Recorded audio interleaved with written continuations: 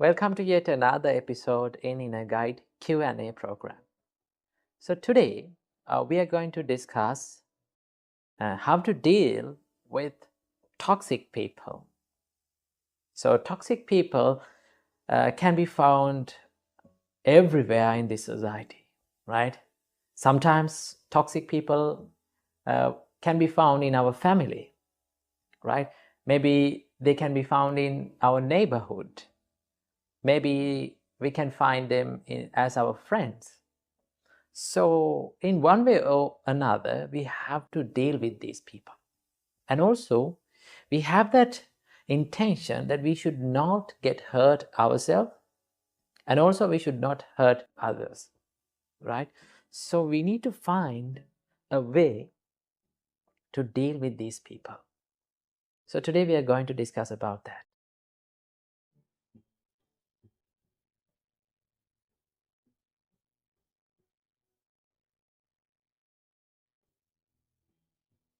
So first of all, I will tell you a wonderful story that tells us how Buddha dealt with a toxic person, right? So this is a famous and well-known story. One day, a man came to the Buddha and he started yelling and insulting, and he was cursing Buddha, right? So do you know how Buddha faced that situation? He was smiling. He didn't make any reaction. Throughout that conversation and throughout that situation, he put on a smile, a positive smile on his face, and he was looking at that person who was yelling at him very kindly, right? So he was very kind to that person. Now, after some time, that person stopped yelling, right? Everything that he packed inside him was over. He was finished. Then our great teacher Supreme Buddha asked a wonderful question from him, right? Now it is totally different to the situation, right? It does not suit for the situation. Supreme Buddha asked, do you get visitors to your home? Does visitors visit to your home? Then that person was astonished and he was amazed. And he said, yes, I get so many visitors to my home. The Supreme Buddha kindly asked from that person, do you treat them with foods and drinks? Then that person said, yes, I am treating them. Then Supreme Buddha said, what if they did not accept what you have treated, what you have given? So for whom those foods and drinks belongs to, if they did not accept those foods and drinks? Then that person laughed in front of the Buddha and he said, so if they did not accept my treat, then it belongs to me. I will eat them.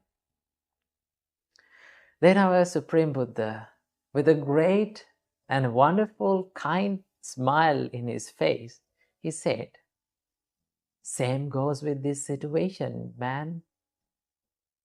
You treated me with rude and harsh words.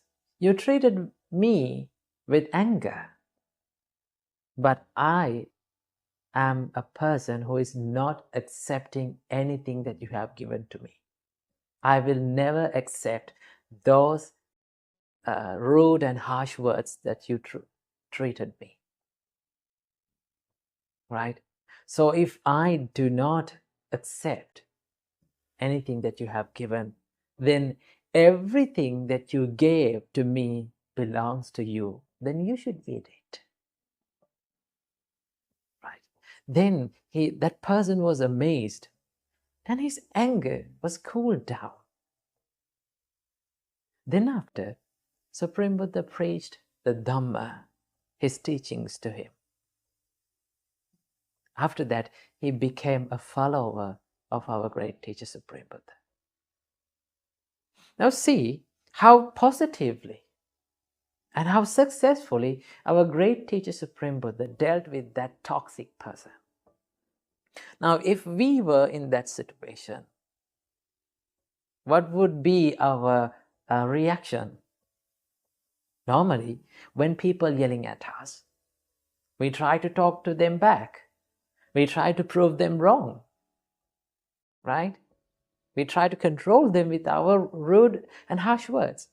Supreme Buddha said, if you treat with anger to the people who is treating you with anger, if you give the same thing, that means you are sharing their food and eating,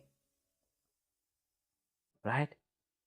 If you become angry, that means you are sharing their treats. Remember, whenever you are in such situations, whenever you face toxic people, whenever people around you are angry, what you have to do? The first thing that you have to do is put on a positive smile to your face. Never show your sad or angry face to them. If you show that, that means you are providing what they want. Because they are coming to you expecting to hurt you. If you show them that you have been hurt, then you are unsuccessful. You provide them what they wanted. So never show your angry or sad face to them. Put on a smile. Be a positive person. Be a bigger person than him. Because when one person becomes angry, right, he becomes mentally weak. Remember, mentally weak people express their anger easily. The reason why they are expressing their anger is because they don't have a strong mentality. So you need to be the bigger guy, right?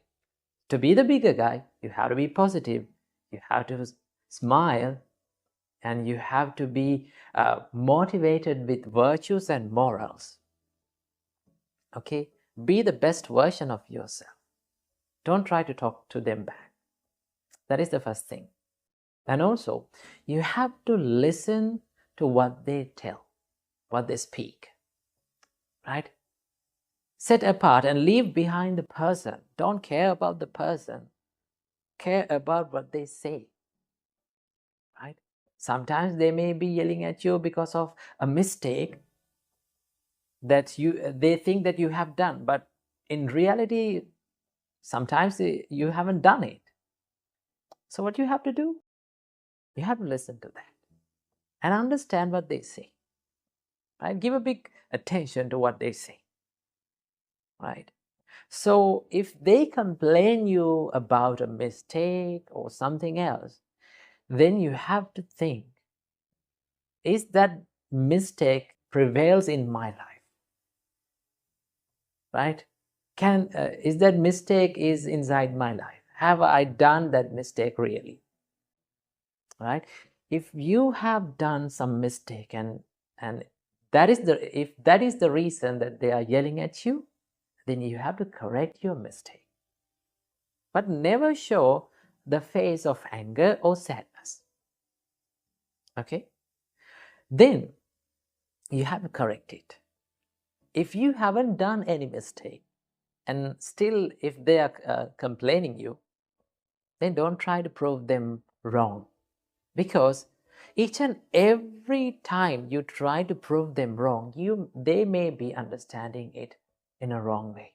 Because when our mind gets deluded or when our mind is covered by anger, normally an angry man shuts his eyes and ears and he opens his mouth, right? He cannot see anything, cannot listen to anything, cannot hear anything. So what you have to do, don't try to prove them wrong. Stay silent. Silence can give many answers to problems, right?